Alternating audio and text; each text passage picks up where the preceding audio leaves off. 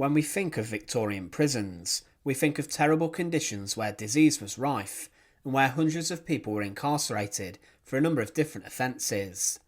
The Bloody Code had been in force a number of decades, and this was a piece of legislation that allowed over 200 crimes, many rather minor in today's standards, carrying the death sentence. But the prisons during this time were rather busy and overcrowded, and there were many calls for reform. But one of the most shocking elements of a Victorian prison was that a number were built with the aim to completely isolate prisoners 24 hours a day, 7 days a week. The aim of this prison was complete solitary confinement, and a number of the prisoners who were kept in this way were rather lower class criminals compared to murderers. But what was life like inside a Victorian separate system prison? Join us today to find out, and remember to support our channel. Please make sure to subscribe. Jeremy Bentham was a social reformer who made a number of different changes to the prison system in England. He would plan to create prisons where guards could see all around, and he also developed something called the separate system of incarceration. In 1821, Millbank Prison had been created with this in mind, and when this prison opened, there were a number of other prisons approved to be opened later. But in the 1830s it was believed that the prison system was failing, and that prisoners needed a very tough form of discipline which was enforced very strictly by the guards. This was a way of deterring repeat offenders, as if prison was so bad they would not want to end up back behind bars.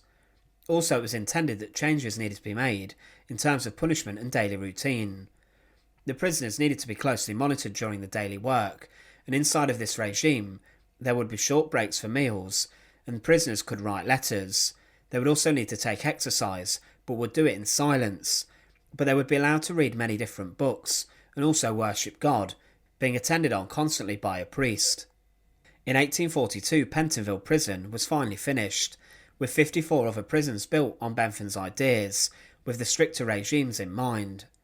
The prisons would have a row of single cells, which were on top of each other, and the cells would measure around 13 feet long and 7 feet wide.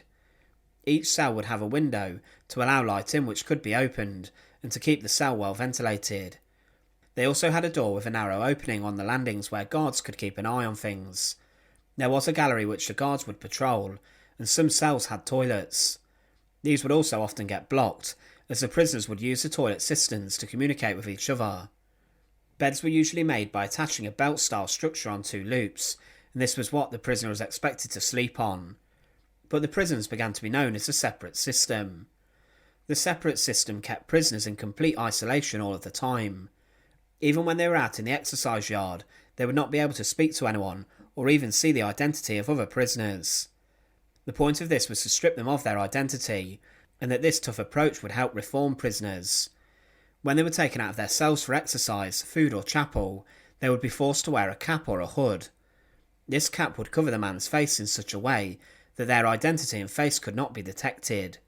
They were then shackled to the person in the cell next door, and as they were led in a line, they could not speak, and neither would be able to see who the person in front was. Only numbers were used to identify prisoners, and not names, and the silent rows of prisoners would be led into the yards by the guards, and they would hold a rope that had knots tied on it a specific distance to keep the men apart. One of the strangest parts of the separate system is that all men and women were required to attend church and the church services that happened. Sometimes these went on for hours, where a priest would lecture them about right and wrong. The church services occurred every day, and tried to push the prisoners towards living a crime-free life after release. Inside the chapel they would be led in the same way with the caps, before they were then led into a remarkable structure. The chapel was not like a normal church. They contained different booths, and once a prisoner was locked in the booth, they could not see to the left or the right of them, neither could they see the person in front or behind. These booths completely isolated the prisoner, and the only person they could see was the priest, who would preach from an elevated pulpit. This would be a big operation, locking each prisoner inside of the wooden boxes, but it was considered successful. Inside chapel the men would sing loudly the hymns that were indicated, as it was the only time they could use their voice, as they were forbidden from speaking. It was the only time someone could emit sounds, and during the hymns some prisoners would communicate with the person in the box next to them, as it's the only chance for socialisation they would get. Today it's seen as a rather crazy and backwards, inhumane form of prison system, and it would drive someone crazy. There were cases of prisoners going insane and becoming delusional. There were also accounts of prisoners taking their own lives inside the cells as they were struggling so much.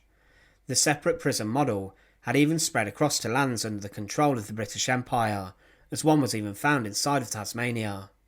The separate prison system did, as the name said, it kept prisoners isolated and separate.